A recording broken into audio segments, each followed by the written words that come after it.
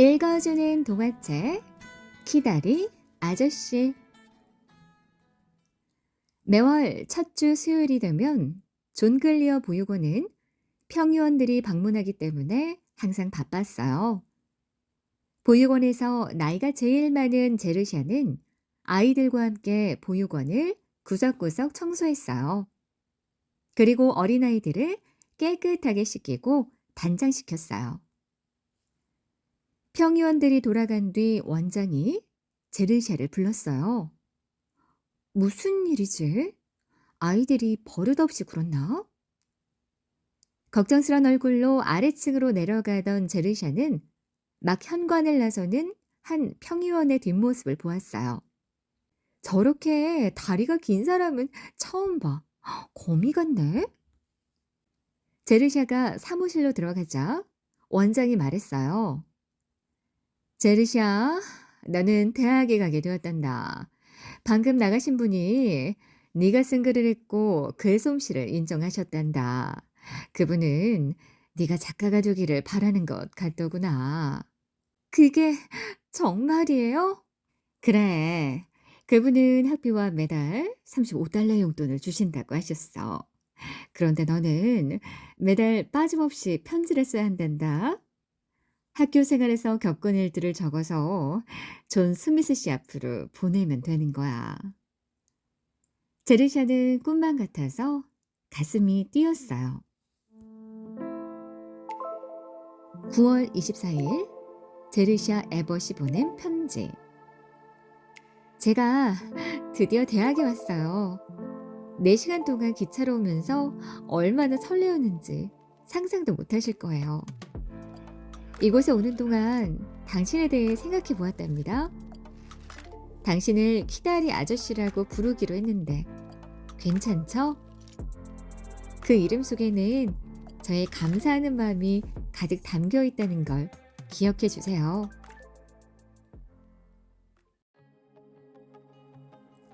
10월 1일 키다리 아저씨께. 저는 요즘 행복한 나날을 보내고 있어요. 제 기숙사 방에는 저를 포함해서 4명이 있어요. 상급생 언니와 붉은 머리 셀리, 그리고 뉴욕 명문가의 딸 줄리아가 있죠. 지난 18년 동안 많은 고아와 한방에서 생활해온 저로서는 너무나 평화롭게만 느껴진답니다. 10월 10일 키다리 아저씨께. 제 이름을 주디로 바꿨어요. 밝고 명랑한 느낌을 주는 이름이죠. 아저씨께서도 좋아하실 거라고 믿어요. 아저씨, 나이는 많아요? 그리고 대머리인가요? 친절하신 아저씨는 어떻게 생기셨는지 궁금해요. 키다리 아저씨께. 아저씨께서 보낸 금화를 받고 깜짝 놀랐어요. 난생 처음 크리스마스 선물을 받아봤거든요. 그 돈으로 제가 그동안 갖고 싶었던 물건들을 샀어요. 그런데 아저씨, 저는 아저씨가 참 좋아요. 얼굴은 모르지만 따뜻한 마음이 느껴져요. 아저씨를 좋아해도 되죠? 사랑하는 아저씨께. 얼마 전엔 학교에서 줄리아의 아저씨인 저비스 씨를 안내하며 유쾌한 시간을 가졌어요. 저비스 씨는 저와 이야기하다가 시간이 늦어서 줄리아는 만나지 않고 떠나셨어요. 줄리아는 이 사실을 알고 제게 화를 냈답니다. 6월에 로길로 농장에서. 아저씨 덕분에 멋진 농장에서 방학을 보내게 됐어요. 그런데 이 농장은 원래 저비스 씨가 주인이었는데 샘플 씨의 부인에게 주셨다는군요. 며칠 전 닭장에서 굴러 떨어졌는데 샘플 부인이 저를 치료해주며 말씀하셨어요. 어머머, 저비스 도련님도 이 닭장에서 떨어졌는데. 아저씨, 정말 신기하지 않아요? 키다리 아저씨께. 즐거운 여름방학도 지나고 2학년이 되었어요. 기숙사의 방을 새로 배정받았는데 저는 셀리랑 줄리아와 함께 지내게 됐어요. 아저씨, 제 얼굴 궁금하지 않으세요? 여기 세 소녀 중에 머리카락이 이마 위로 흘러내려서 좀 못생긴 사람이 바로 저예요. 사실 저 훨씬 더 예쁜데 사진이 좀 잘못 나왔어요. 키다리 아저씨께 2달 가까이 편지 드리지 못해서 죄송해요. 솔직하게 말씀드리면 여름 내내 아저씨가 정말 미웠어요. 저는 셀린의 별장에 놀러 가고 싶었는데 아저씨는 이번에도 로길로 농장에 가야 한다고 말씀하셨잖아요. 고마운 아저씨의 뜻을 어겨서는 안 되겠지만 제가 별장에 가는 걸 말리신 이유를 알 수 없어서 정말 답답합니다. 키다리 아저씨께 제가 지금 편지를 쓰고 있는 곳은 바로 목장의 연못 근처에 있는 버드나무 위에요. 이곳에서 좋은 작품을 쓰고 싶은데 잘 안 되네요. 아저씨, 저비스 씨가 이곳에서 쉬고 싶다는 편지를 보내오셨어요. 2, 3주일은 머무르실 것 같아요. 샘플 부인이 어찌나 좋아하는지 제가 정신을 못 차릴 지경이에요. 키다리 아저씨께 저비스 씨가 농장에 도착한 지 벌써 열흘이 되었어요. 저비스 씨와 저는 시원한 나무 그늘 아래에서 식탁을 차려놓고 정답게 식사를 한답니다. 저비스 씨는 훌륭하고 품위 있는 신사분이세요. 저는 요즘 즐거운 나날을 보내고 있답니다. 키다리 아저씨께 어느덧 3학년이 되었어요. 서무과에서 장학금을 타는데 아저씨는 받지 말라고 하시네요. 저는 어떻게든 아저씨가 제게 주신 학비를 갚아드리고 싶어요. 저는 더 이상 세장 속의 주디가 아니에요. 키다리 아저씨께 슬프고 우울한 졸업식이 끝이 나고 말았어요. 기뻐야 할 졸업식인데 저는 마치 낙제라도 한 것 같은 슬픈 기분이 들어요. 왜 그런지 아세요? 아저씨께서 오시지 않았기 때문이에요. 제가 얼마나 슬펐는지 아세요? 키다리 아저씨께 지금 로길러 농장에 와서 글을 쓰고 있어요. 올여름 내내 이곳에서 살지도 모르겠네요. 졸업식 때 바빠서 이야기도 못 나누었던 저비스 씨에게 8월에 이곳으로 오겠다는 연락이 왔어요. 아저씨께서도 한번 다녀가시지 않겠어요? 지난 여름에도 아저씨 기다렸지만 끝내 오시지 않았어요. 이젠 기대를 하지 않겠어요. 키다리 아저씨께 저는 지금 큰 고민에 빠졌답니다. 어느 날 저비스 씨는 제게 청혼을 했어요.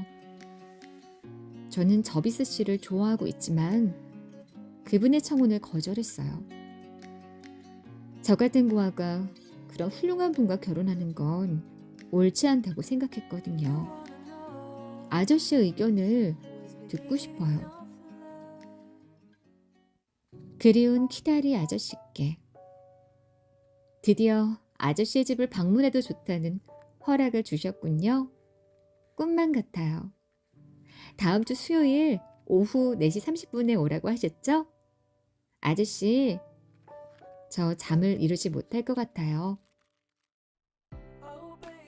사랑하는 키다리 아저씨, 저는 아저씨의 방으로 들어선 순간 깜짝 놀라고 말았어요. 저비스 씨가 거기에 있었기 때문이죠. 저비스 씨가 저를 보고 빙긋 웃으며 말씀하셨어요. 주디, 내가 키다리 아저씨라는 걸 몰랐니? 저는 한동안 멍하니 서 있었죠. 편지를 쓰는 지금도 가슴이 두근거려요. 아저씨, 영원히 당신과 헤어지지 않을 거예요. 당신을 영원히 사랑하는 당신의 주디로부터.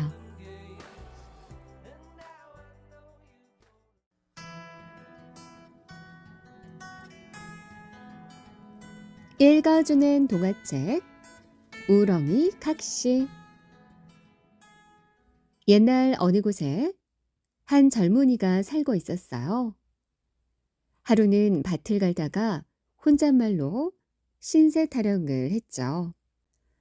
이 밭을 갈아서 곡식을 거두면 누구랑 같이 먹고 살지? 그러자 어디선지 예쁜 여자의 목소리가 나와 같이 먹고 살죠.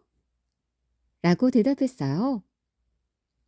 아무도 없는 곳에서 여자의 목소리가 났으니 참 이상한 일이죠. 젊은이는 다시 한번 말해 보았어요. 이 밭을 갈아서 곡식을 거두면 누구랑 같이 먹고 살지? 나와 같이 먹고 살죠.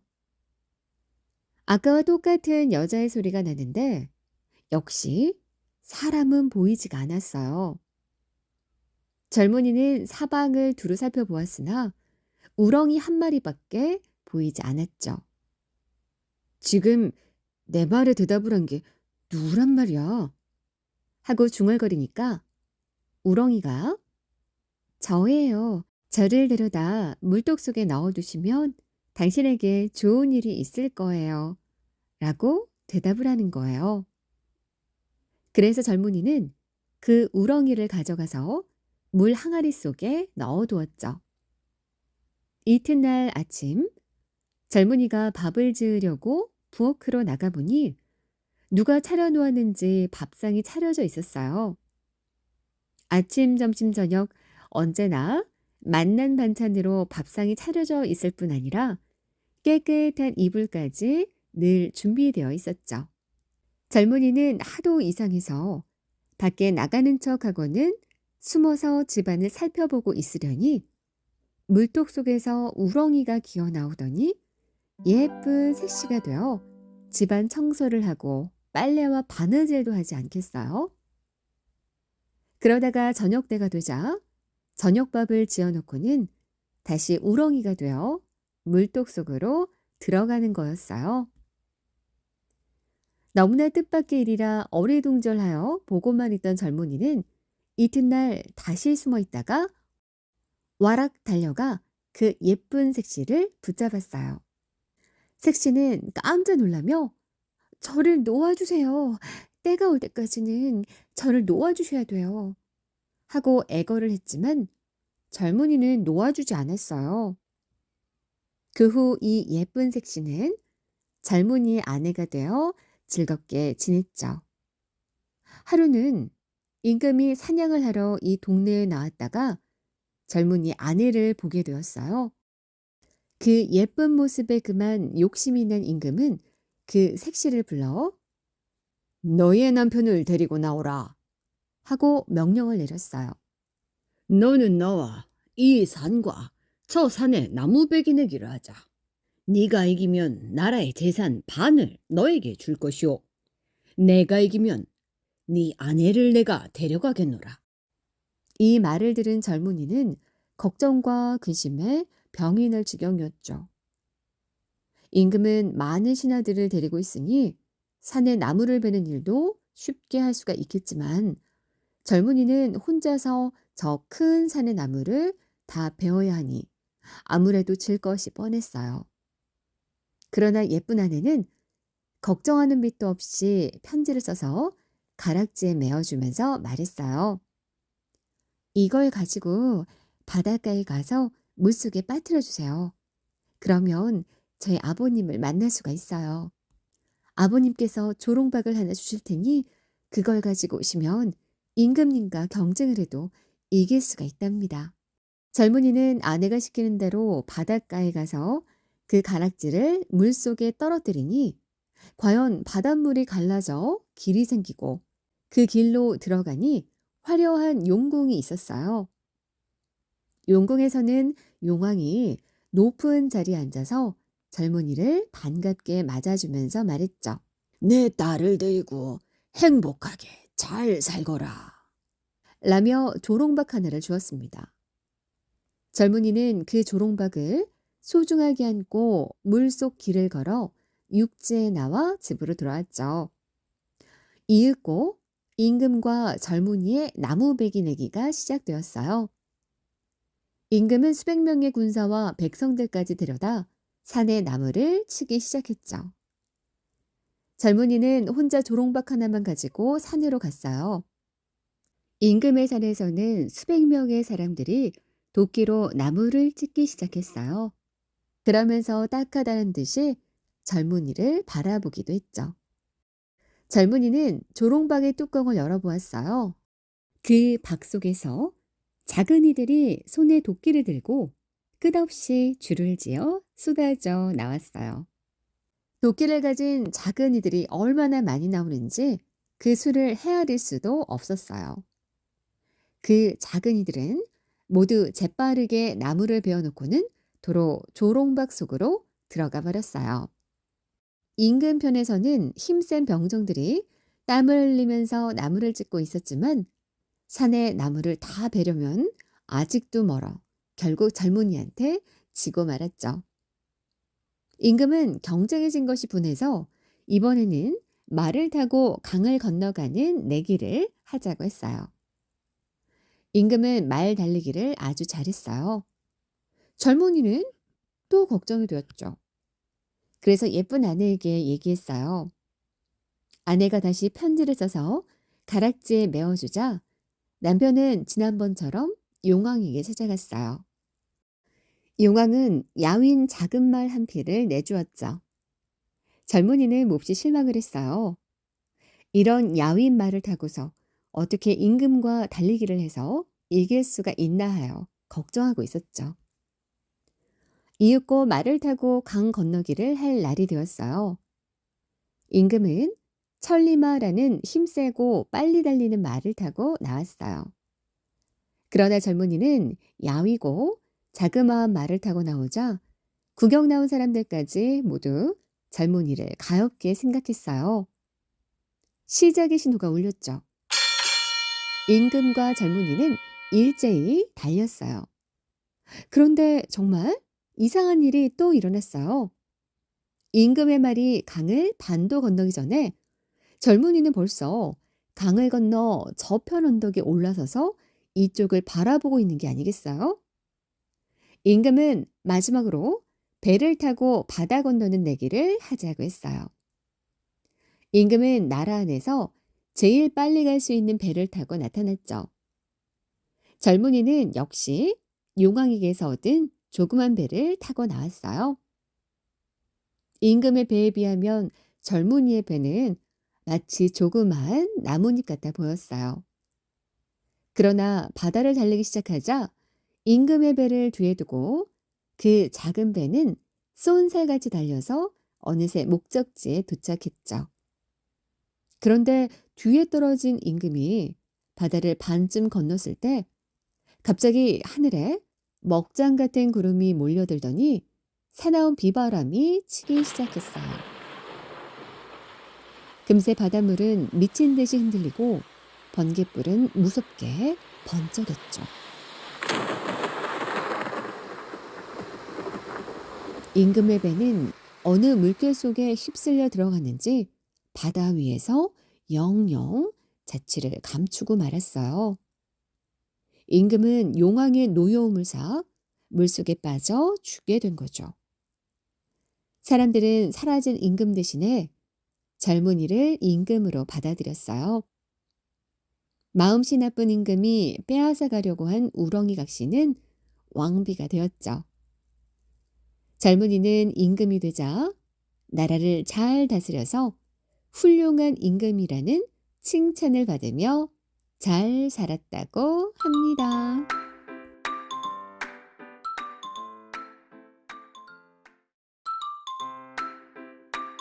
읽어주는 동화책 다시 돌아온 당근. 눈이 펑펑 바람이 쌩쌩 몹시도 추운 겨울날이에요. 온 세상이 모두 흰 눈으로 뒤덮였죠. 아기 토끼 한 마리가 먹을 것을 찾아 집 밖으로 나왔어요. 토끼는 하얀 눈밭에서 당근 두 개를 겨우 찾았어요. 하지만 하나만 먹고 하나는 남겼죠. 내 친구 양도 추워서 먹을 게 없을 거야. 토끼가 당근을 가지고 아기 양의 집으로 깡충깡충. 그런데 집이 비어 있네요. 양도 먹을 것을 찾아 밖으로 나갔거든요. 토끼는 당근을 두고 나왔어요. 잠시 후 양이 양배추 하나를 들고는 룰루랄라 집으로 돌아왔어요. 어? 누가 이걸 갖다 놨지? 아기 양은 양배추를 우걱우걱 먹으며 생각했죠. 내 친구 노루도 추워서 먹을 게 없을 거야. 양이 당근을 가지고 아기 노루의 집으로 종종종. 그런데 노루의 집도 비어 있어요. 노루도 먹을 것을 찾으러 나간 거죠. 양은 당근을 두고 나왔어요. 잠시 후 노루가 풀 한 포기를 들고는 신나서 집으로 돌아왔어요. 누가 이걸 갖다 놨지? 아기 노루는 풀을 오물오물 먹으며 생각했죠. 내 친구 곰도 주워서 먹을 게 없을 거야. 노루가 당근을 가지고 아기 곰의 집으로 콩콩콩. 그런데 곰도 집에 없네요. 먹을 것을 찾으러 나갔거든요. 노루는 당근을 두고 나왔어요. 잠시 후 곰이 순무 하나를 들고는 즐겁게 집으로 돌아왔어요. 누가 이걸 갖다 놨지? 아기 곰은 순무를 아작아작 먹으며 생각했죠. 내 친구 토끼도 추워서 먹을 게 없을 거야. 곰이 당근을 가지고 아기 토끼의 집으로 저벅저벅. 토끼가 침대에서 쿨쿨 잠을 자고 있었어요. 곰은 토끼를 깨우고 싶지 않아 머리맡에 당근을 두고 나왔어요. 잠에서 깨어난 아기 토끼는 머리맡에 당근을 보았어요. 당근이 돌아왔네? 그러고는 곰곰이 생각했죠. 그래, 이건 친구들이 나 먹으라고 가져다 놓은 거야. 토끼는 살며시 미소 지었답니다.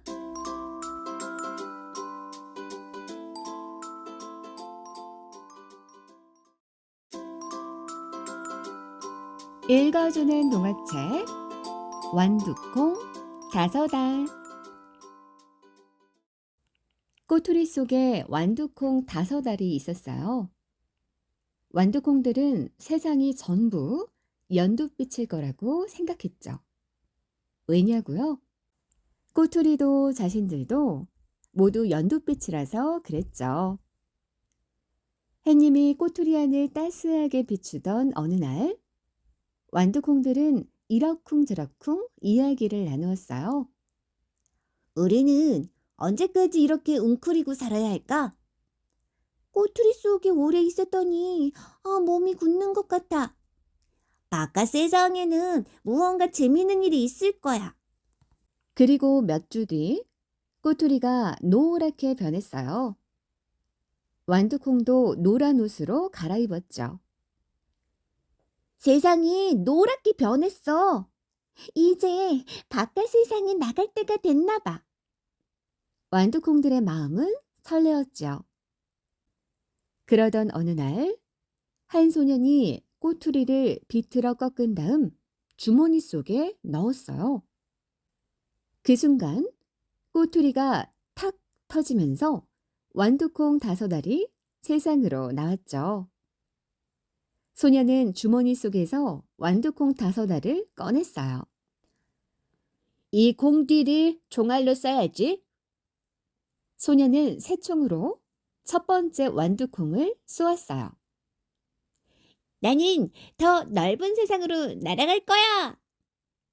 첫 번째 완두콩이 새총에서 튕겨나가 어디론가 날아갔죠. 소녀는 새총으로 두 번째 완두콩을 쏘았어요. 나는 햇님에게 날아갈 거야. 두 번째 완두콩도 새총에서 튕겨나가 어디론가 날아갔죠. 그때 세 번째 완두콩이 네 번째 완두콩에게 이렇게 속삭였어요. 귀찮게 날아갈 필요가 뭐 있어? 우리는 그냥 이곳에서 살자. 좋은 생각이야. 네 번째 완두콩이 맞장구 쳤어요. 세 번째, 네 번째 완두콩은 소년의 손바닥에서 대굴대굴 굴러 땅바닥으로 떨어졌죠. 하지만 소년은 땅바닥에서 완두콩 두 알을 찾아내 새총 속에 도로 넣었어요. 그러고는 세 번째와 네 번째 완두콩을 쏘았죠. 할 수 없지 뭐. 이왕이면 잠을 실컷 잘 수 있는 곳에 갔으면 정말 좋겠다. 나도 그래. 세 번째와 네 번째 완두콩이 새총에서 튕겨나가며 소리쳤죠. 한편 다섯 번째 완두콩은 어디로 가야 할지 몰랐어요. 마지막 공은 아주 멀리 보내야지. 소녀는 허공을 향해 새총을 힘껏 쏘았죠. 나는 누군가에게 도움을 주는 완두콩이 되었으면 좋겠어. 다섯 번째 완두콩은 하늘을 날아 어느 집 다락방 창틀에 떨어졌죠. 다섯 번째 완두콩은 주위를 둘러보았어요. 보드라운 흙과 솜털처럼 부드러운 이끼가 보였죠. 이곳은 내가 살기에 알맞은 곳인 것 같아. 그때 완두콩의 귓가에 한 아주머니의 슬픈 목소리가 들려왔어요. 네가 어서 나아야 할 텐데. 엄마, 하늘나라에 가면 아프지 않겠죠? 이어 소녀의 힘없는 목소리도 들려왔죠. 완두콩이 떨어진 집에는 병든 소녀가 어머니와 단 둘이 살고 있었어요. 내가 병든 소녀에게 도움을 줄 수 있었으면 좋겠어. 완두콩은 소녀가 건강해지기를 진심으로 바랬어요. 어느덧 1년이라는 시간이 흘렀어요. 완두콩의 바람을 아는지 모르는지 소녀의 병은 점점 더 깊어갔죠. 하루는 이웃집 아주머니가 소녀의 어머니를 찾아왔어요. 이 아이도 제 동생이 사는 하늘나라로 가려나 봐요. 하나님은 두 아이가 하늘나라에서 함께 살기를 바라나 봐요. 용기를 잃지 말아요. 이웃집 아주머니가 등을 두드리며 소녀의 어머니를 위로해 주었죠. 어느 해 봄, 소녀의 어머니가 약값을 벌기 위해 집을 나설 때였어요.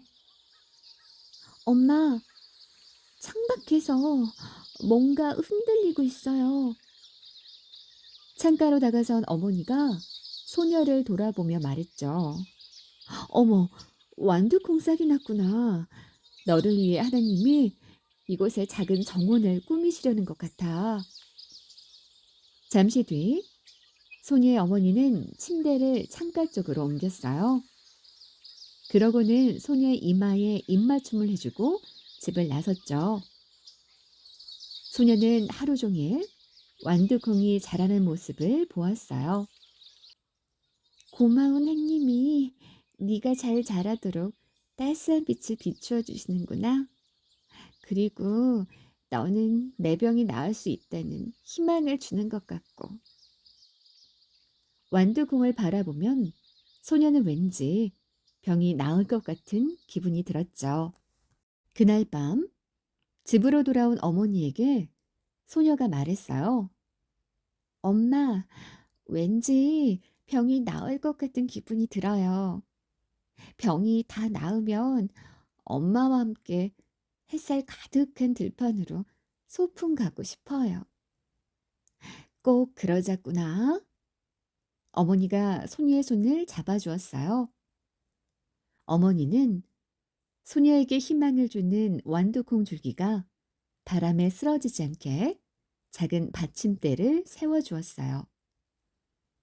그리고 완두콩 줄기가 휘감고 올라올 수 있게 줄을 메어 놓았죠. 얼마 뒤 완두콩 줄기는 쑥쑥 자라 소녀의 창문까지 올라왔어요. 그러던 어느 날이었어요. 소녀의 어머니가 창밖을 보며 이렇게 소리쳤어요. 완두콩이 꽃봉오리를 맺었구나. 그 순간 소녀의 얼굴에 환한 웃음꽃이 피어났죠. 이제 소녀의 어머니도 어린 딸의 병이 나을 수 있다는 희망을 갖게 되었어요. 왜냐하면 소녀의 목소리가 전보다 더 밝아졌고 아침마다 침대에서 일어나 완두콩을 바라보며 활짝 미소 지었거든요. 일주일이 지나자 완두콩 줄기에 꽃이 활짝 피었어요. 엄마, 완두콩이 꽃을 피웠어요.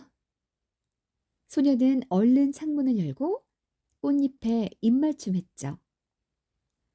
하나님이 내게 희망과 용기를 주기 위해 예쁜 꽃을 피우게 하셨나 보구나. 맞아요. 하나님이 완두콩을 보내 내가 병을 이겨낼 수 있도록 용기를 주신 거예요. 소녀와 어머니의 대화를 듣고 있던 완두콩이 얼굴에 미소가 번졌어요. 그런데 다른 완두콩들은 어떻게 되었을까요? 더 넓은 세상으로 날아가겠다던 첫 번째 완두콩과 실컷 잘 수 있는 곳으로 갔으면 좋겠다던 세 번째와 네 번째 완두콩은 모두 비둘기밥이 되고 말았죠. 그리고 햇님에게 날아갈 거라던 두 번째 완두콩은 냄새나는 하수도에 풍덩 빠지고 말았죠. 두 번째 완두콩은 그곳에서 물에 퉁퉁 부어오른 자신의 몸을 보며 흐뭇했어요. 그때 하수도를 지나가던 시궁쥐가 이게 웬 떡이냐 하며 두 번째 완두콩을 꿀꺽 삼켜버렸죠. 햇살이 따사롭게 비추던 어느 날이었어요. 소녀가 어머니의 손을 잡고 좁은 다락방에서 나왔어요. 이제 소녀의 병은 씻은 듯이 나았나 봐요. 소녀의 해맑은 웃음소리는 햇님까지 웃음 짓게 만들고 햇살 가득한 들판으로 걸어가는 발걸음은 가벼웠죠. 그 모습을 지켜보던 완두콩도 기쁨을 감추지 못하고 소녀를 향해 예쁜 꽃을 흔들었답니다.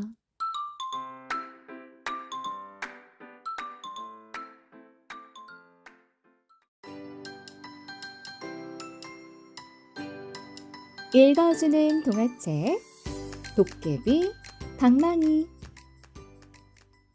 옛날에 욕심쟁이 형과 인정 많은 아우가 있었어요.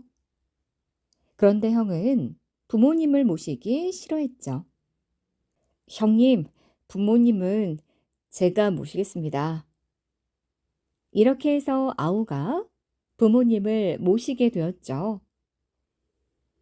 하루는 아우가 산에 나무를 하러 갔다가 개암나무 밑에서 쉬고 있는데 개암 하나가 뚝 떨어졌어요. 개암은 먹음직스러웠죠. 아우가 그 개암을 주워 들고 아버지께 갖다 드려야지 하고 주머니에 넣자 또 한 개가 뚝 떨어졌어요. 이건 어머니께 드려야지. 조금 있으려니까 또 개암 두 개가 뚝뚝 떨어졌어요. 이번에는 자기가 먹을까 하다가 아니야, 이건 형님과 아주머니께 드려야겠다 하고는 주머니에 넣었어요. 아우는 기분이 좋아 나무찜을 지고 집으로 막 가려고 했죠. 그런데 그때 또 계암 한 개가 떨어졌어요.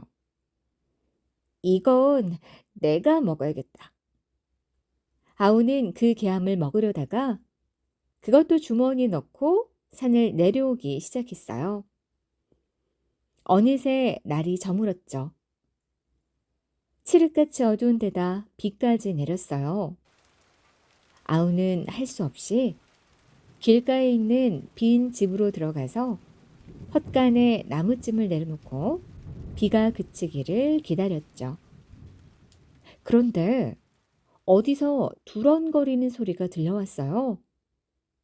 사람들이 오나 하고 내다보니까 저편에서 키가 큰 사나이들이 우르르 몰려오며 짓거리는 소리가 들렸죠. 아우는 정신이 번쩍 나서 귀를 기울였어요. 에이, 저 집에서 놀다 가세. 그렇게 하세. 그 집 마루가 넓어서 좋거든. 집에 들어서는 것을 보니 그것은 사람이 아니라 도깨비들이었어요. 아우는 도깨비들이 무서워서 도망치려고 해도 달아날 새가 없었어요. 급한 대로 마루 위에 대들보로 올라와서 숨었죠. 그런데 도깨비들은 대들보에 사람이 올라가 있는 줄도 모르고 마루에서 놀았어요. 빙 둘러앉아서 무슨 이야기인지 재미있게 하고 있었죠. 아우는 너무나 무서워 대들보에 착 달라붙어서 눈을 꼭 감고 있었어요. 그러나 한참 있노라니 무서운 생각도 좀 덜해서 가만히 눈을 뜨고 아래를 내려다보았죠. 도대체 도깨비들이 무엇을 하고 있지? 어둠 속에서 보니까 도깨비들은 번쩍번쩍하는 방망이 같은 것을 들고 마룻바닥을 탕탕 치며 금 나와라 뚝딱 은 나와라 뚝딱 하고 노래를 부르고 있었어요. 이야, 별난 도깨비들이 다 있네. 그 광경은 참으로 신기했어요. 도깨비들이 노는 광경을 한참 구경하고 나니 아우는 몹시 배가 고팠어요. 그래서 주머니에서 개암 한 개를 꺼내어 입에 넣었죠. 개암이 딱딱해서 소리가 날 것 같았죠. 그래서 아우는 도깨비들이 방망이 칠 때를 기다리기로 했어요. 이윽고 도깨비들이 방망이를 칠 때 꽉 깨물었죠. 그런데도 도깨비들은 귀가 밝아 그 소리를 듣고야 말았어요. 이게 무슨 소리야? 도깨비 하나가 방망이질을 멈추고 다른 도깨비들을 바라보며 물었죠. 전장에서 딱 소리가 났어. 집이 무너지려고 그러나? 다른 도깨비들도 한마디씩 했죠. 집이 무너지면 우리는 꼼짝 못하고 깔려 죽어. 야, 얼른 달아나자. 이 말이 채 끝나기도 전에 도깨비들은 우르르 밖으로 뛰어나갔죠. 아우는 도깨비들이 도망갔는데도 무서워서 아래로 내려오지 못했어요. 만일 내려왔다가 도깨비들이 다시 오면 붙잡혀서 혼쭐이 날 거야. 그래서 아우는 날이 훤하게 밝기를 기다렸다가 대들보에서 기둥을 타고 내려왔어요. 그런데 이게 웬일일까요? 마룻바닥에는 번쩍번쩍하는 금덩이와 은덩이가 가득했고 금 방망이도 있지 않겠어요? 도깨비들이 급히 달아나느라고 버리고 간 모양이었어요. 아우는 금덩이와 은덩이와 금방망이를 모두 다 가지고 집으로 돌아왔어요. 그래서 금과 은을 팔아 아우는 갑자기 동네에서 제일 가는 부자가 되었죠. 뿐만 아니었어요. 돈이 필요하면 금 방망이로 금 나와라 뚝딱! 은 나와라 뚝딱! 해서 언제라도 금과 은이 나오게 했죠. 형은 아우가 갑자기 부자가 된 게 몹시 부러워 그 까닭을 물었어요. 착한 아우는 형에게 모든 걸 이야기해줬죠. 형은 곧 지게를 지고 그 계암나무 밑으로 가서 계암이 떨어지기를 기다렸어요. 그러자 계암이 한 개 떨어졌죠. 형은 이건 내가 먹고 또 한 개가 떨어졌어요. 이건 마누라에게 갖다 주고. 형은 계암을 주머니에 넣었죠. 계암 한 개가 또 떨어졌어요. 형은 계암을 주워가지고 이건 아버지 갖다 드릴까? 하고 말한 뒤 주머니에 넣었어요. 또 계암 한 개가 떨어졌어요. 형은 계암을 주워가지고 이건 어머니 갖다 드릴까? 하고 말한 뒤 주머니에 넣었죠. 그런 다음 형은 빈집으로 가서 대들보 위에 올라가 도깨비가 나타나기를 목이 빠지게 기다렸어요. 밤이 으슥해졌죠. 아유, 어찌 안 오지? 형은 조바심이 나서 견딜 수가 없었어요. 이때 두런거리는 말소리가 들리더니 도깨비들이 우르르 몰려왔어요. 그러더니 금 방망이와 은 방망이로 마루를 두드리며 금 나와라 뚝딱, 은 나와라 뚝딱 하며 놀았죠. 형은 도깨비들을 놀려주려고 계암을 꽉 깨물었어요. 그놈이 또 왔나 보군. 도둑놈 잡아라. 저놈 놓쳐서는 안 된다. 고얀 것 같으니라고 잡아서 혼쭐 내줘야지. 도깨비들은 대들보 위에 올라가 거기 있는 형을 다짜고짜 끌어내렸어요.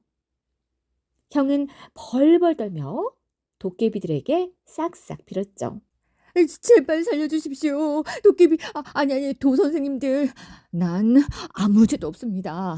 전번에는 내 아우가 여기 왔다 갔지. 나는 처음입니다. 그러나 도깨비들은 들은 채도 하지 않았어요. 도깨비들은 형을 마루 한가운데 놓고 마구 두들기기 시작했죠. 네놈 때문에 우리는 방망이를 잃어버렸단 말이야. 나를 두들겨 패서 종이장처럼 만들어줄 테다. 형은 도깨비들에게 얻어맞으며 소리쳤죠. 제발 살려주십시오. 종이장이 되면 저는 마누라도 못 보고 죽습니다. 아이고, 나 죽는다. 종이장이 되기 싫다면 뱀장어같이 만들어줄까? 그래. 그렇게 하자. 도깨비들은 형을 몽둥이로 두들기고 늘려서 뱀장어처럼 만들어 놓고는 우르르 달아나 버렸어요. 그 자리에는 금덩이도 은덩이도 금방망이도 없었어요. 형은 뱀장어처럼 기다래져 가지고 몸을 휘청거리며 간신히 집으로 돌아왔답니다.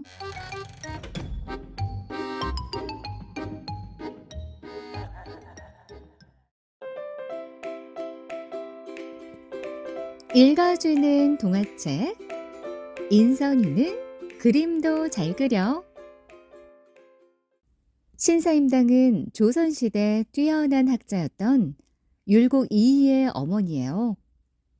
신사임당은 어질고 착한 어머니로 유명했어요. 그리고 훌륭한 화가이기도 했답니다. 신사임당의 어릴 적 이름은 인선이에요. 인선이는 강원도 강릉에 있는 외가댁에서 나고 자랐어요. 그래서 외할아버지에게 글과 그림을 배웠죠. 인선이는 어릴 때부터 그림을 아주 잘 그렸어요. 이게 인선이가 그린 그림이라고. 마치 안견이 그린 그림 같구나. 뿐만 아니라 글씨도 잘 쓰고 시도 잘 지었답니다. 인선은 스스로 호를 사임당이라고 지었어요. 호는 별명처럼 부르는 이름이에요. 중국 문왕의 어머니 태임처럼 슬기롭고 어진 어머니가 되고 싶다는 뜻이었대요.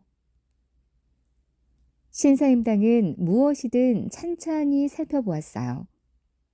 하늘하늘 작은 꽃잎도, 찌릉찌릉 우는 풀벌레도, 조랑조랑 작은 열매도 오랫동안 바라보고 자세히 들여다보았어요. 하루는 신사임당이 잔칫집에 갔어요. 어떡하지? 한 아주머니가 치맛자락을 붙들고 울먹였어요. 다른 사람한테 빌려 입은 비단 치마에 그만 음식을 엎질렀거든요.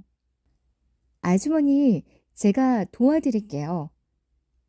신사임당은 치마의 얼룩 위에 탐스러운 포도 종이를 그렸어요. 어머나, 치마가 훨씬 예뻐졌네. 아주머니는 신사임당이 그림을 그린 치마를 팔아 새 비단 치마를 살 수 있었어요. 신사임당은 꽃과 열매, 벌레와 나비를 자주 그렸어요. 어찌나 생생하게 그렸던지 그림을 마당에 두면 닭이 진짜 벌레인 줄 알고 쪼아 먹으려 했어요. 신사임당이 그린 꽃은 향기가 나는 듯했고 나비는 금세라도 훨훨 날 것 같았어요. 사람들은 지금도 신사임당의 그림을 보며 존경하는 마음을 가진답니다.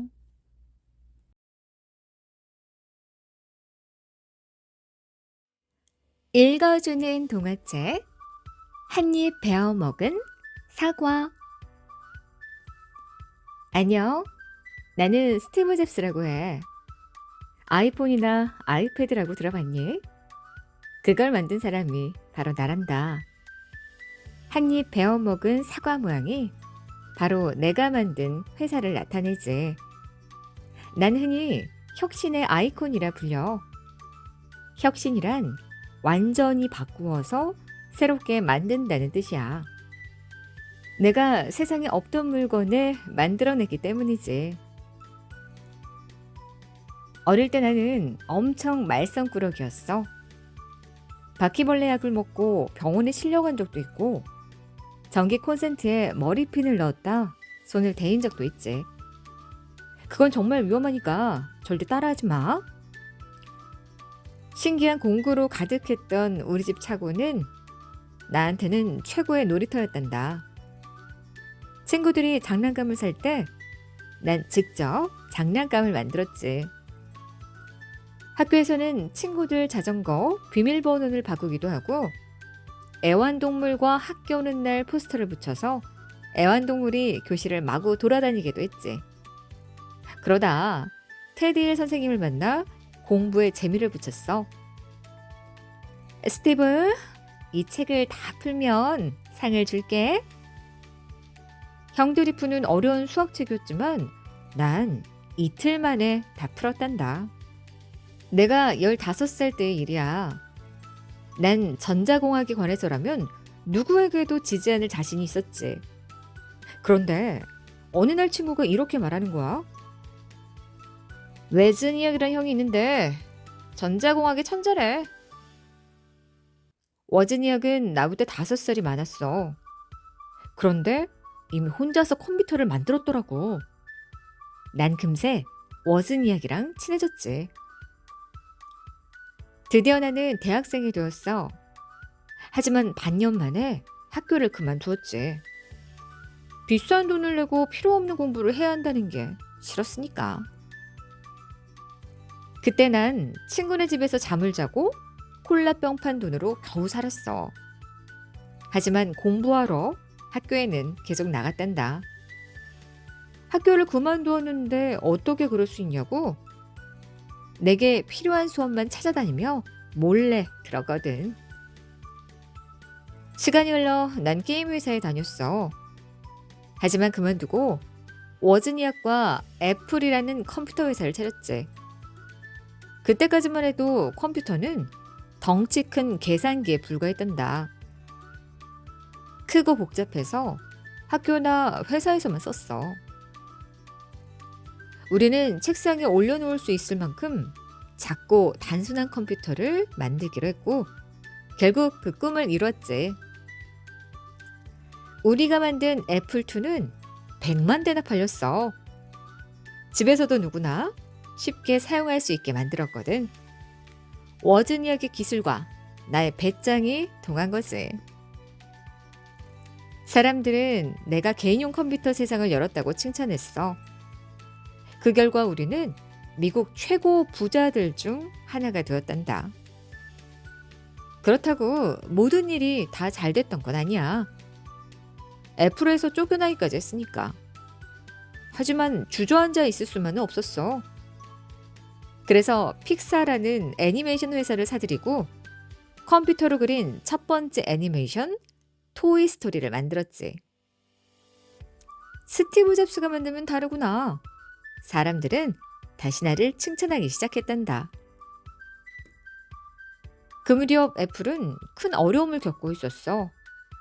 나는 다시 애플로 돌아갔지. 그러곤 아이맥이라는 컴퓨터를 만들었단다. 컴퓨터 하면 회색을 떠올리던 시절에 청록색에 반쯤 속이 비치는 컴퓨터가 나왔으니 잘 팔렸겠지? 거기에 아이폰과 아이패드를 내놓으면서 다시 한번 세상을 놀라게 했단다. 이처럼 난 컴퓨터를 누구나 쓸 수 있게 만들고 휴대전화에 컴퓨터 기능을 더해 세상에 커다란 변화를 가져왔어.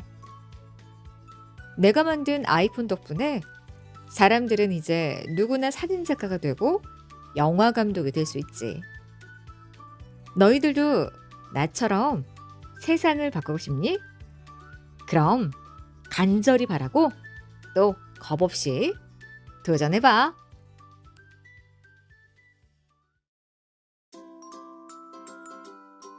읽어주는 동화책. 아프리카야, 아프지 마. 1년 내내 더운 아프리카에선 쉽게 병이 퍼져 많은 사람들이 목숨을 잃어. 그런 아프리카 사람들을 구하기 위해 의사로 직업까지 바꾼 사람이 있어. 바로 알베르트 슈바이처야. 목사들인 슈바이처는 어려서부터 남의 아픔을 자기 것처럼 여겼어. 나만 좋은 걸 누릴 순 없어. 친구들에 비해 잘 산다고 느낀 슈바이처는 그때부터 고기 스프도 안 먹고 낡은 옷을 입곤 했지. 1905년 30살의 슈바이처는 아프리카에 죽어가는 사람들을 돕기 위해 신학자의 길을 포기했어. 그렇게 의사가 되어 아내 헬레네와 함께 1913년 랑발레네로 향했지.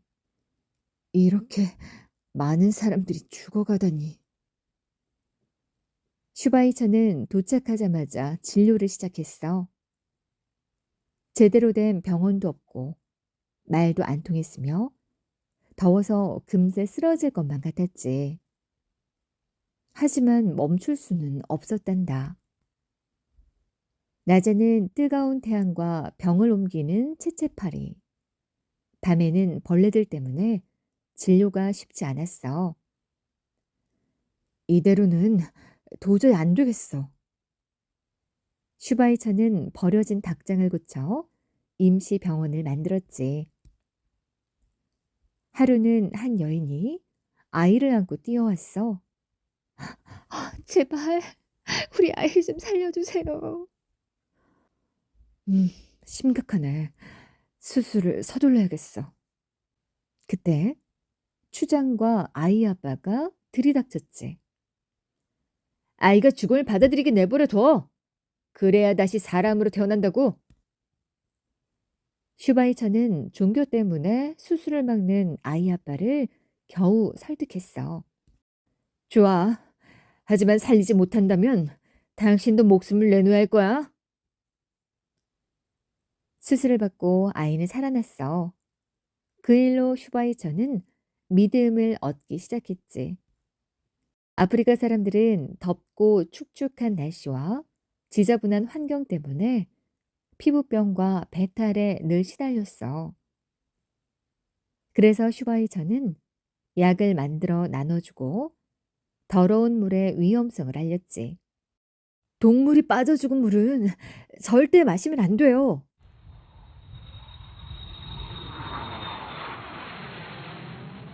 하지만 슈바이처는 전쟁으로 아프리카를 잠시 떠나 있어야 했어.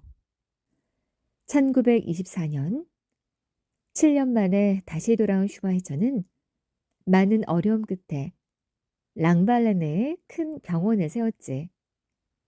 그 결과 1952년에 노벨 평화상을 받았단다. 슈바이처는 여러 훈장도 받았어. 하지만 가장 자랑스러워한 건 랑바렌의 병원이었지. 아프리카 사람들을 위해 산 슈바이처를 흔히 아프리카의 성자라고 부른단다. 성자란 모두의 스승이 될 만한 위대한 사람을 말하곤 해.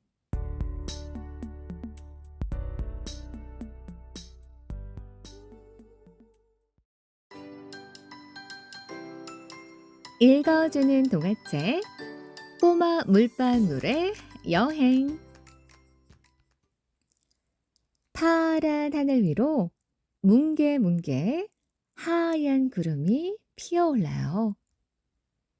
구름 속에는 작은 물방울과 얼음 알갱이들이 모여 있죠. 얘들아, 반가워. 사이좋게 지내자. 꼬마 물방울이 인사했어요. 윽, 제발 밀지 마. 쉿, 누가 밀고 싶어서 미니? 나도 힘들다고. 평화롭던 구름 속이 시끌시끌해졌어요. 구름 색깔도 어두워졌고요. 더 많은 물방울과 얼음 알갱이들이 모여들면서 서로 부딪히는 일이 많아졌거든요. 꼬마 물방울도 사이에 끼어 괴로웠죠. 아우 무거워. 더는 안 되겠다. 니들 그만 가. 구름은 무거워진 몸을 견디지 못하고 땅을 향해 물방울을 뿌렸어요. 물방울들은 구름을 떠나 비가 되어 쏟아졌죠. 와, 땅으로 내려간다. 드디어 꼬마 물방울의 첫 여행이 시작되었어요. 풀잎 위를 또르르, 물속으로 퐁당, 땅 위에서 톡톡. 구름 속보다 몇 배는 더 재밌었어요. 꼬마 물방울도 웃으며 땅 위로 떨어졌죠. 왜 이렇게 어둡지? 앞이 하나도 안 보여. 땅속이라 그래. 조용히 날 따라와. 밝은 곳으로 가자.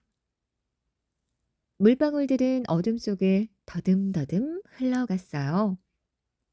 그러다 몇몇은 약수터를 만나 졸졸 흘러나가고 또 몇몇은 샘물을 만나 퐁퐁 솟아올랐죠. 야호! 드디어 탈출이다.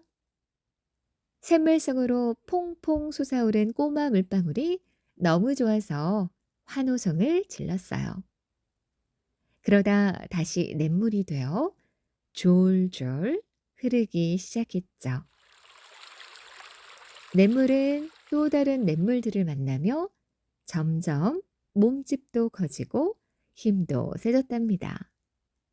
그렇게 구불구불 계곡으로 흘러갔어요. 어디선가 요란한 소리가 들려왔어요. 어? 이게 무슨 소리지? 에이 바보, 이건 폭포 소리잖아. 계곡을 흐르던 꼬마 물방울은 폭포를 만나 아래로 정신없이 쏟아졌어요. 바위에 부딪혀 친구들과 헤어졌다 만나기도 했답니다. 여긴 또 어디지? 왜 더 달리지 않는 거야? 여긴 댐이야. 물을 모아놓았다가 떨어뜨려서 전기를 만드는 곳이지. 꼬마 물방울은 심심했어요. 댐은 싫어. 다시 신나게 달리고 싶어. 바로 그때 몸이 앞으로 밀려나가기 시작했어요. 이것도 뭐야? 폭포보다 더 세잖아. 어느새 물방울들은 커다란 강줄기가 되었어요. 어디든 굽이굽이 힘차게 몰아쳤죠. 우린 곧 바다에 도착할 거야. 바다? 그게 뭔데? 우리들의 여행이 끝나는 곳이지. 뭐? 여행이 끝난다고? 꼬마 물방울은 바다로 가는 게 싫었답니다. 바다는 아주 넓은 곳이었어요. 여기선 그냥 편히 쉬기만 하면 돼. 꼬마 물방울은 바람에 몸을 맡기고 눈을 감았어요. 살포시 잠이 들었다 깨어보니 몸이 떠오르고 있었어요.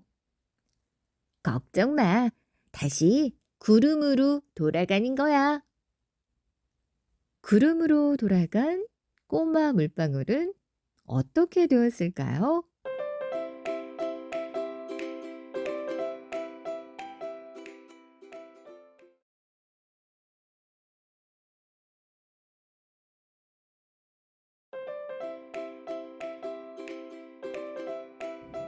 읽어주는 동화책 공쥐, 팥쥐. 콩쥐는 귀여운 아기였어요. 이 귀여운 아기의 어머니는 병으로 일찍 세상을 떠났죠. 그래서 콩쥐에게 젖을 줄 사람도 없고 귀여워해주며 길러줄 사람도 없었어요. 가엾은 것. 아버지는 새 어머니를 맞아들여 콩쥐를 잘 기르도록 했죠. 그러나 새 어머니는 아기를 낳자 콩쥐는 돌보아주지 않고 새로 태어난 아기만 귀여워했어요. 새로 태어난 아기는 팥쥐라고 불렀죠. 콩쥐는 자랄수록 점점 더 예뻐지고 마음씨도 착하여 보는 사람마다 칭찬을 했어요. 그러나 팥쥐는 얼굴도 볼성사납게 생기고 마음씨도 곱지 못했어요. 새 어머니는 콩쥐가 얼굴이 예쁜 데다가 남의 칭찬까지 듣는 게 몹시 미웠어요. 그래서 집안일을 모조리 콩쥐에게 시키고 팥쥐는 편안히 놀게 했죠. 뿐만이 아니었어요. 옷도 좋은 것은 팥쥐에게만 입히고 누더기 같은 헌옷은 콩쥐에게 입혔어요. 콩쥐는 더러운 옷을 입고 아침 일찍부터 저녁 늦게까지 일만 했죠. 그래도 콩쥐는 조금도 꾀를 부리거나 싫어하지 않고 부지런히 일만 했어요. 콩쥐는 참 착하네요. 일도 잘하고. 그러게요. 불평 한마디 없이 굳은 일, 마른 일 가리지 않고 일만 해요. 콩쥐를 보는 사람들마다 입에 침이 마르도록 칭찬을 늘어놓았죠. 그런데 콩쥐에게 또다시 슬픈 일이 생겼어요. 아버지마저 병으로 돌아가신 거예요. 아버지가 돌아가시고 나자 새 어머니는 콩쥐를 더욱 미워하고 마음대로 부려먹었죠. 자, 여기에 하나 가득 물을 길어와 부어라. 하루는 새 어머니가 콩쥐에게 밑 빠진 독에다 물을 가득 길어다 부으라고 시키고는 밖으로 나갔어요. 콩쥐는 새어머니가 시키는 대로 했죠. 그러나 밑 빠진 독에 물이 찰 리가 없었어요. 콩쥐는 물독 곁에서 엉엉 울고 말았죠. 이때 두꺼비 한 마리가 기어 나오더니 공쥐 아가씨, 울지 마셔요. 제가 독 밑에 들어가서 구멍을 막아드릴 테니 어서 물을 길어다 부으셔요. 하고 말했죠. 두꺼봐, 고마워. 콩쥐는 불이 나게 다시 물을 길어다 부었어요. 독은 새지 않아 금방 한독 가득히 물이 찼어요. 새어머니가 돌아와서 보고 깜짝 놀랐죠. 이상하다. 아니, 어떻게 깨진 독에 물을 채웠을까? 다음 날이에요. 새어머니는 또 나들이를 가면서 콩쥐에게 나무 호미를 주며 자갈밭을 매라고 했어요. 그리고 팥쥐에게는 쇠 호미를 주며 채소밭을 매라고 했죠. 팥쥐는 곧 일을 마쳤어요. 그러나 콩쥐는 나무 호미가 부러져서 손으로 밭을 메고 있었죠. 이때 황소 한 마리가 어슬렁 어슬렁 오더니 공쥐야, 비켜라. 내가 불을 뽑아주마. 하고는 자갈밭의 불을 하나하나 입으로 뽑기 시작했어요. 손을 눈 깜짝할 사이에 밭을 말끔히 메어 놓았죠. 밭을 다 매자마자 손은 어디론가 사라져 버렸어요.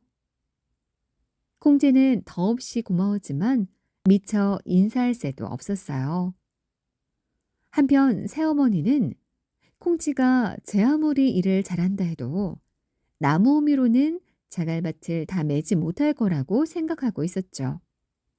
그래서 오늘은 그것을 트집 잡아 콩쥐를 실컷 때려주려고 마음먹었어요. 그런데 이게 웬일이에요? 새어머니가 자갈밭에 나와보니 밭이 깨끗이 메어져 있지 않겠어요? 새어머니는 입을 딱 벌렸어요. 아무래도 이상한 일이야. 나무 호미마저 부러져 있는데 어떻게 밭을 메었을까? 누가 대신 메어주었을까? 새어머니는 콩쥐를 때려줄 트집이 없어져서 속이 상했어요. 하루는 새어머니가 팥쥐를 데리고 이웃 마을로 놀러 가면서 콩쥐에게는 벼 석섬을 저녁 때까지 다 찧어 놓으라고 일렀어요. 하지만 어떻게 어린 콩쥐가 벼 석섬을 저녁 때까지 찧을 수 있겠어요?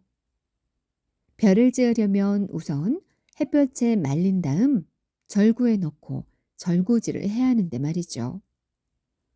어른도 해낼 수 없는 일을 하라고 하니 콩쥐는 기가 막혔어요. 그러나 콩쥐는 새어머니를 원망하지 않고 벼를 내다가 멍석에 널었어요. 그러고는 별을 보며 걱정을 하고 있었죠. 이때 참새 한 마리가 포르르 날아오더니 콩쥐에게 말했어요. 콩쥐 아가씨, 무슨 걱정 생겼어요?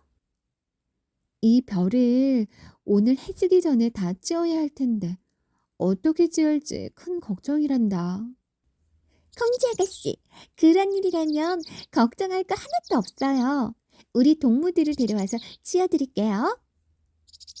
참새는 어디론지 날아갔어요. 그러더니 조금 뒤에 하늘이 까맣게 참새떼가 날아왔어요. 마당이 온통 참새로 뒤덮였죠.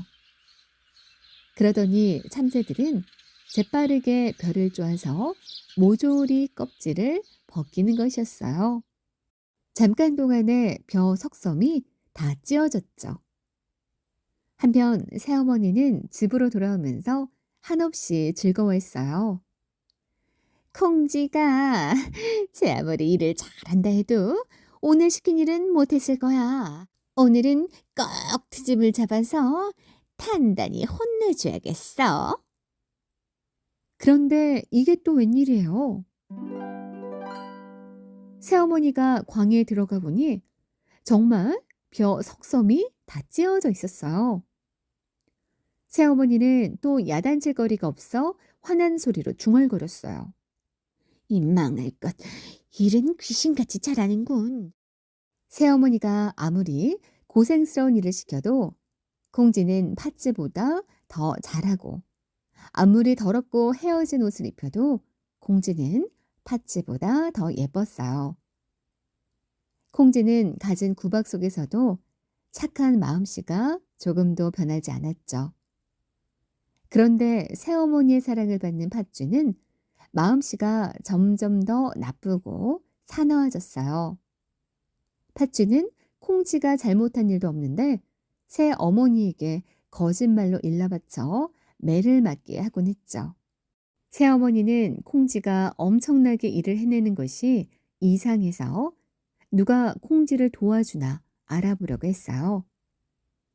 하루는 새어머니가 콩쥐에게 이 빠진 나탄자루를 주면서 밭에 가서 수수를 모조리 베어 묶어 놓으라고 했어요. 어린 콩쥐가 혼자서 그 밭의 수수를 다 베어 단으로 묶을 수는 없는 일이었죠. 밭에는 수수깡들이 가을바람에 와삭와삭 소리를 내고 있었어요. 다 헤어진 삼배옷을 입은 콩쥐는 가을바람에 몸을 으스스 떨었어요. 콩쥐는 이 빠진 낫을 들고 수수밭가에 가서 돌아가신 어머니와 아버지 생각을 했죠. 두 분이 살아계신다면 얼마나 좋을까. 이때 저 아래에서 팥쥐가 올라왔죠. 콩쥐야, 너 일은 안 하고 놀고 있구나? 엄마한테 가서 이를 거야. 이 말을 듣고도 콩쥐는 잠자코 있었어요. 넌 잠깐 동안은 김도 매고 벼도 찍고 하지 않았니? 그런데 왜 수수는 못 빼? 어머니가 하면 가만 둘 줄 알아? 이때 아래쪽에서 새 어머니가 회초리를 들고 올라오는 게 보였어요. 콩쥐를 두들겨 주려고 시근거리며 올라오고 있었죠. 어머니, 어머니. 무서운 얼굴하고 올라오는 새 어머니를 본 콩쥐는 저도 모르게 돌아가신 어머니를 불렀어요. 이때 어디서인지 아름다운 음악 소리가 들려왔죠. 콩쥐는 고개를 들어 올려다 보았어요. 하늘에 오색 구름이 뭉게뭉게 피어오르고 그 구름을 타고 예쁜 선녀들이 내려오고 있었죠. 콩쥐야, 우리한테로 오너라. 선녀들이 콩쥐에게 와서 속삭였어요. 선녀님, 어떻게 올라갈 수가 있을까요? 그러자 오색 구름 사이로 긴 동아줄이 내려오고 있었죠. 동아줄이 콩쥐의 손에 닿도록 내려오자 콩쥐는 재빨리 그 동아줄을 붙잡았어요. 새 어머니가 회초리를 들고 콩쥐 가까이까지 올라왔죠. 이때 동아줄은 다시 올라가면서 콩쥐를 구름 위로 끌어올렸어요. 콩쥐의 다 헤어진 삼배옷이 어느새 선녀들이 입는 아름다운 날개옷으로 변했어요. 안녕히 계셔요, 어머니. 그리고 파츠도 잘 있어? 예쁜 옷을 입은 콩쥐는 웃으면서 천천히 하늘로 올라갔죠. 야, 꼴라. 이 광경을 본 팥쥐는 샘이 나서 발을 동동 구르며 하늘을 쳐다보았어요. 세상에, 이런 일이 다 있나? 새어머니는 회초리를 든 채 멍하니 콩쥐가 사라져가는 하늘만 쳐다보았죠. 팥쥐는 콩쥐가 한없이 부러워 두 손을 모으고 빌었어요. 하느님, 저한테도 동아줄 내려주실 거죠? 어서 내려주세요. 그러자 구름 속에서 이상한 빛이 비쳤어요. 팥쥐는 놀란 눈으로 하늘을 쳐다봤죠. 마침내 구름 속에서 동아줄 하나가 팥쥐의 머리 위로 가만히 내려왔어요. 옳다, 됐다. 콩쥐는 저만 하늘로 올라갈 줄 알았을 테지? 어디 두고 보자. 이렇게 중얼거리며 팥쥐는 얼핏 그 동아줄을 붙잡았죠. 이윽고 동아줄이 천천히 하늘로 올라가기 시작했어요. 그런데 얼마를 올라가다가 팥쥐의 동아줄은 그만 뚝 끊어져 버렸죠. 팥쥐는 가엾게도 높디 높은 공중에서 그만 수수밭으로 곤두박질 치고 말았어요. 팥쥐가 붙잡은 동아줄은 썩은 동아줄이었던 거죠. 아이고, 아이고, 아이고, 이를 어쩌나. 새 어머니는 팥쥐가 떨어지는 것을 보고 두 손으로 얼굴을 감싸 쥐었어요. 그리고 오색구름을 탄 선녀들과 공주는 아름다운 음악 소리를 남기면서 하늘로 높이 높이 올라갔답니다.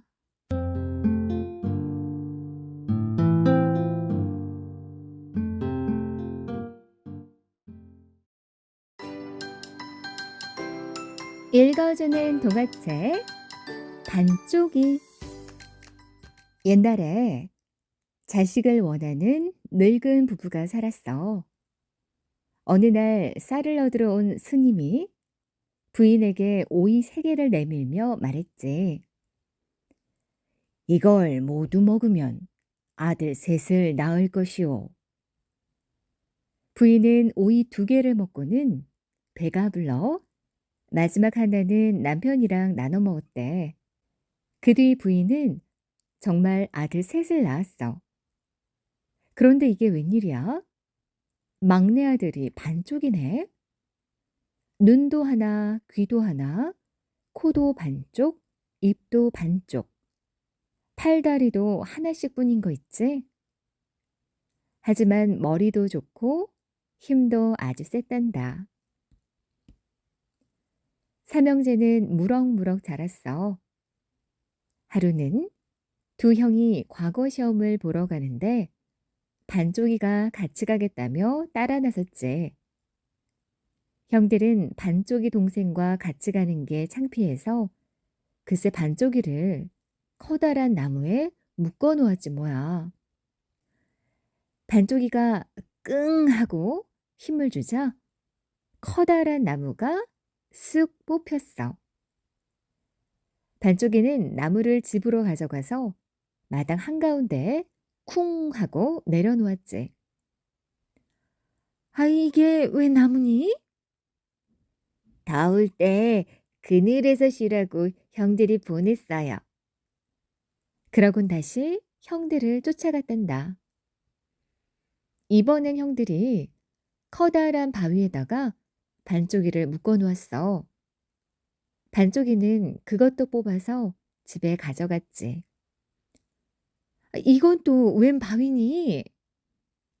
쉴 때 깔고 앉으라고 형들이 보냈어요. 그러곤 또 형들을 쫓아갔단다. 이번에도 형들은 호랑이가 바글거리는 산속에 반쪽이를 던져놓고 가버렸어. 호랑이들이 반쪽이를 향해 어슬렁 어슬렁 다가왔지. 반쪽이는 호랑이 꼬리를 잡고는 빙빙 돌려서 던져버렸어. 호랑이들은 모두 정신을 잃고 말았지. 형들 덕분에 호랑이만 잔뜩 잡아 집으로 돌아왔단다. 호랑이 가족이 탐난 아랫집 부자가 반쪽이에게 내기를 하자고 했어. 나으라네. 내 딸을 훔쳐가면 자네를 내 사위로 삼겠네. 만약 훔치지 못한다면 저 호랑이 가족들을 나에게 주게. 부자는 동네 사람들을 모아 집을 지키게 했지. 하지만 반쪽이는 사흘 동안 빈둥빈둥 벼룩만 잡고 있었단다. 넷째 날이 되자 반쪽이는 그제야 부잣집에 갔어. 그런데 기다리다 지쳐 사람들이 잠을 자고 있는 거야. 반쪽이는 자는 사람들 상투를 끈으로 묶거나 머리에 떡시루를 씌웠어. 손에 북을 매달기도 했지. 그런 다음 부자 수염엔 유황을 바르고 부인의 손엔 부싯돌을 쥐어줬단다. 마지막으로 딸 방엔 벼룩을 솔솔 뿌렸지. 벼룩에 물려 뛰쳐나온 딸을 반쪽이가 냉큼 업고는 이렇게 소리쳤어. 반쪽이가 이 집 딸을 데려간다. 잠에서 깨어난 사람들은 상투가 묶였다고 싸우고 시루를 쓴 채 벌벌 떨고 마구 북을 쳐댔지. 게다가 부자까지 불을 끄느라 정신이 없었단다. 때문에 아무도 반쪽이 뒤를 쫓아올 수가 없었어. 덕분에 반쪽이는 부자의 딸을 아내로 맞을 수 있었지. 둘은 결혼해서 오래오래 행복하게 살았단다.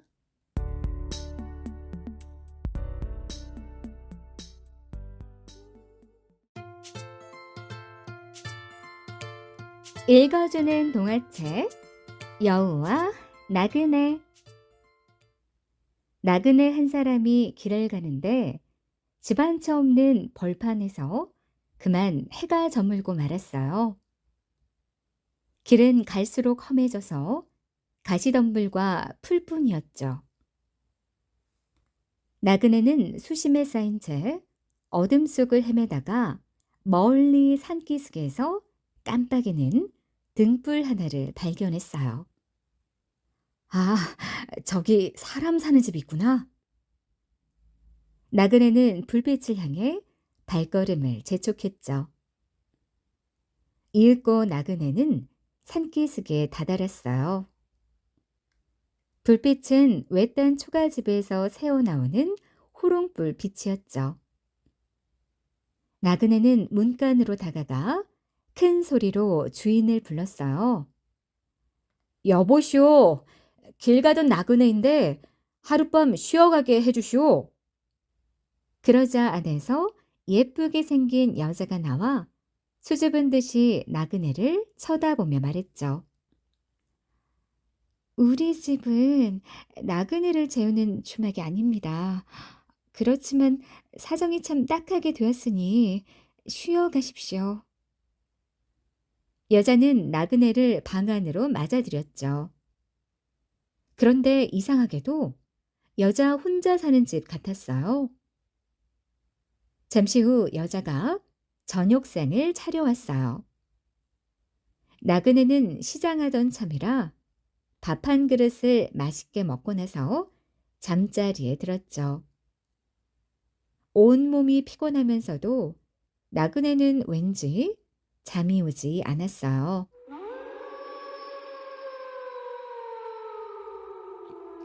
한밤중이 되어 나그네가 몸을 뒤척이며 이 생각 저 생각하고 있노라니까 밖에서 이상한 소리가 들렸어요.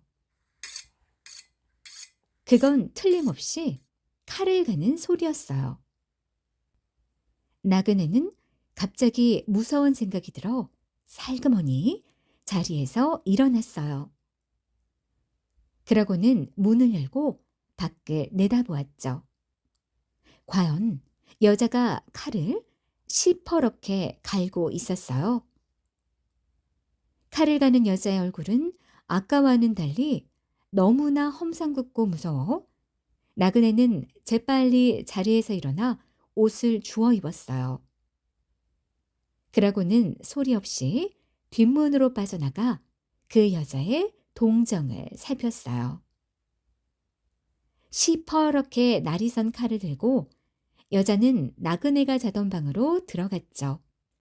여자는 나그네가 없어진 것을 알자 허겁지겁 밖으로 뛰어나왔어요. 그러더니 집 앞길에서 사방을 살펴보곤 아랫길로 달렸어요. 뒷곁에서 이 광경을 보고 있던 나그네는 이건 틀림없이 자기를 죽이고 돈을 빼앗으려는 것이라 생각했죠. 그리하여 걸음아 날 살려라 하고 윗길로 도망쳤어요. 한참 달아나다가 뒤를 돌아보니 칼을 든 여자가 아직까지 어둠 속에서 뒤따라오는 것이 아니겠어요? 나그네는 짊어졌던 보따리도 팽개치고 죽을 힘을 다해 계속 달렸어요. 가시덤불에 찔리고 나뭇가지에 걸려 옷자락이 찢어지고 수많은 상처가 났지만 그런 건 돌아볼 겨를도 없었죠. 계속 달리다 한 모퉁이를 돌아가니 불을 환히 켜놓은 높다란 누각이 서 있는데 그 누각에서 흥겨운 풍악 소리가 흘러나왔어요. 나그네는 휴 하고 한숨을 쉬며 풍악 소리가 나는 누각으로 마구 달려갔죠. 여보시오, 사람 좀, 사람 좀 살려주시오. 나그네는 거의 죽어가는 사람처럼 구원을 청했어요. 그러자 누각에서 나온 사람이 나그네를 붙들었어요. 내 이놈! 괘씸한 놈 같으니라고. 넌 우리 어머니를 속이고 도망쳐 나왔지. 마침 잘 됐다. 넌 이제 살아서 돌아가지 못해. 그 사람은 하인들을 불러 나그네를 가두어두라고 말했죠. 그러자 하인들이 우르르 달려들더니 나그네의 덜미를 잡아 튼튼하게 지은 골방에다 쳐넣고 자물쇠로 철컥 채워버렸어요. 나그네는 골방 안에 갇혀서 곰곰이 생각해 보았어요. 대체 여긴 어디며 무엇하는 곳이며 그 여자와 이 사람들은 어떤 사람들일까? 아무리 생각해도 나그네는 알 수가 없었죠. 이러다가 귀신도 모르게 죽지는 않을까 생각하며 나그네는 문틈으로 바깥을 내다보았어요. 그런데 그때 주인이 기다란 칼을 들고 골방으로 가까이 오는 게 아니겠어요? 이게 웬일일까요?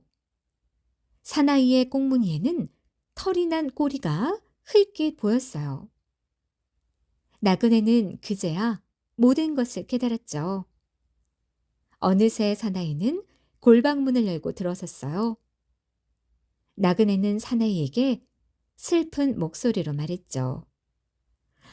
무슨 죄로 죽이는지는 모르겠으나 죽일 바엔 한 가지 청이나 들어주시오. 마지막 소원입니다.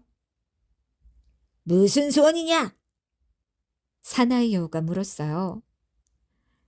지금 몹시 목이 마른데 물 한 동이만 마시게 해주시면 죽어도 여한이 없겠습니다. 대체 무슨 물을 한 동이나 먹겠다는 거냐? 사나이 여우는 나그네를 노려보았어요. 한 동이가 아니라 두 동이라도 마실 수 있습니다. 그러자 여우는 물 한 동이를 갖다 주고는 방문을 잠그고 나가버렸죠. 나그네는 물을 마시는 체 하며 그 물로 벽을 축였어요. 흙으로 바른 벽은 물에 젖어 축축해졌죠. 여우가 들어오기 전에 흙벽을 뚫고 밖으로 나가려는 것이었어요. 물 한 동이를 모두 벽에다 끼얹어 벽은 흠뻑 젖었어요. 나그네는 바깥 동장을 살피며 손가락으로 부지런히 벽을 뚫어 사람이 나갈 만한 구멍을 내었죠. 구멍 바깥은 캄캄하여 어디가 어딘지 알 수 없었지만 나그네가 덮어놓고 빠져나갔더니 뜻밖에도 그곳은 가파른 절벽 위였어요. 나그네는 눈을 딱 감고 절벽 위에서 뛰어내렸죠. 그런데 떨어진 곳은 땅도 바위도 아닌 이상하게도 푹신한 곳이었어요. 게다가 나그네가 떨어짐과 동시에 그 푹신한 것이 후다닥 뛰기 시작했죠. 나그네가 뛰어내린 곳은 바로 절벽 아래에 앉아있던 호랑이의 등이었어요. 놀란 호랑이는 사람을 태운 채 한다름에 새끼들이 있는 굴로 뛰어들었죠. 그런데 그 굴 속에는 먹을 것을 물어오기만 기다리던 새끼 호랑이들이 고개를 저든 채 입을 쩝쩝거리고 있었어요. 어미 호랑이는 나그네를 굴 속에 내려놓더니 날카로운 발톱으로 나그네의 얼굴을 쫙 핥혔죠.